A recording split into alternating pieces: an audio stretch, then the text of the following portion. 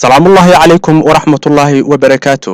wacan u wanaagsan daawadayaal ku soo dhowaada wararka maan iyo maalin leh ee Mankas Media. qodobada wararkana waxaa ka mid ah duuliyihii diyaaradda hawada ku jirtay oo miyir daboolmay. madaxweyne Rajab Tayyip Erdogan ayaa Ibrahim Kalin u magacaabay madaxa hay'adda sirdoonka qaranka ee dalkaasi. shanta dal ee ku midaysan taageerida Soomaaliya oo bayaan soo saaray. qodobada ayaad ku maqli doontaan warkeena maan iyo maalin leh. wahagaag haddii aan ku bilowno shanta dal ee ku midaysan taageerada Soomaaliya oo bayaan soo saaray. wakiilada ka kala socday dalka Qatar, Soomaaliya, Turkiga iyo Mareykanka, Imaaraadka Carabta iyo Ingiriiska oo kulankoodii saddexaad uga qabsamay magaalada Doha ee dalka Qatar ayaa si wadajir ah bayaan u soo saaray. kulankan ayaa waxaa laga wada hadlay xaaladda amniga, siyaasadda iyo bini'aadanimada ee Soomaaliya. saaxiibada waxa ay hoosta ka xariiqeen taageerida ay u hayaan dowladda federaalka Soomaaliya si ay u gaadho deganaansho amni, dhismaha iyo horumarinta siyaasadeed iyo qabanqaabada la dagaalanka argagixisada iyo taageerida amni ee heer caalami ayaa lagu yidhi bayaan si wadajir ah ay u soo wada saareen wakiilada shanta dal iyo Soomaaliya.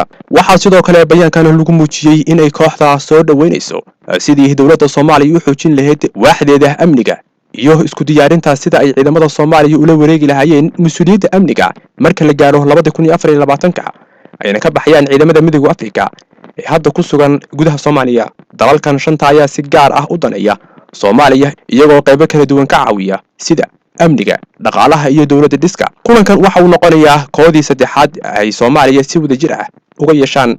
madaxweyne Rajab Tayyip Erdogan ayaa Ibrahim Kalin u magacaabay madaxa hay'adda sirdoonka qaranka ee dalkaasi. Kalin oo ahaa afhayeenka madaxtooyada iyo la taliyaha dhanka siyaasadda arrimaha dibadda ayaa xilkan kala wareegay Hakan Fidan oo loo magacaabay wasiirka arrimaha dibadda ee Turkiga. Kalin ayaa kadib noqday sargaalkii labaad ee rayidka ah ee aan ka tirsaneyn hay'adda sirdoonka intii Erdogan ahaa ra'iisul wasaaraha iyo madaxweynaha tan iyo sanadii 2002 kadib markuu Ahmed Davutoglu loo magacaabay wasaaradda arrimaha dibadda 2009.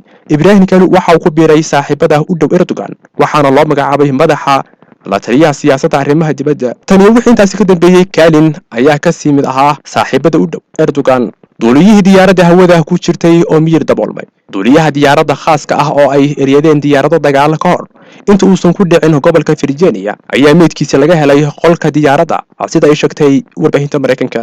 diyaarado dagaal ayaa arkay duuliyaha oo u muuqday mid miyir daboolan kadib markii ay qabteen diyaaradda sida ay saraakiishu u sheegeen warbaahinada kala duwan ee Washington Post iyo CNN. duuliyahan iyo saddex kale oo rakaab ah ayaa ku dhintay shilkaasi. Kasina Citation ayaa ku dulduushay hawada sare ee sida weyn loo ilaaliyo ee Washington DC ka hor inta aysan ku dhicin Virginia. diyaaraddan oo ka soo duushay gobolka Tennessee ayaa ku sii jeeday Long Island balse markii ay gaartay New York waxay dib ugu soo laabatay dhanka koonfureed ay ka timid.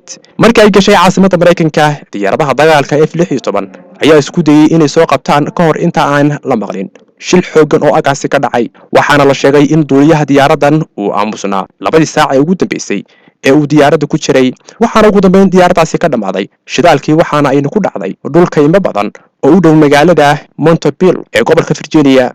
ma cadda sababta uu duuliyahani ugu jawaabi waayay inkastoo marar badani lagala hadlay isgaarsiinta diyaaradda. saraakiil ka tirsan ciidamada oo ka gaabsaday in magacooda la shaaciyo ayaa sheegay in diyaaradda aan la soo ridin diyaaradaha dagaalkana aysan sababin burburkan diyaaraddan. waa hagaag saaxiibayaal, intaa waxaa inooga eg warkii maan iyo maalin leh ee Mankas Media.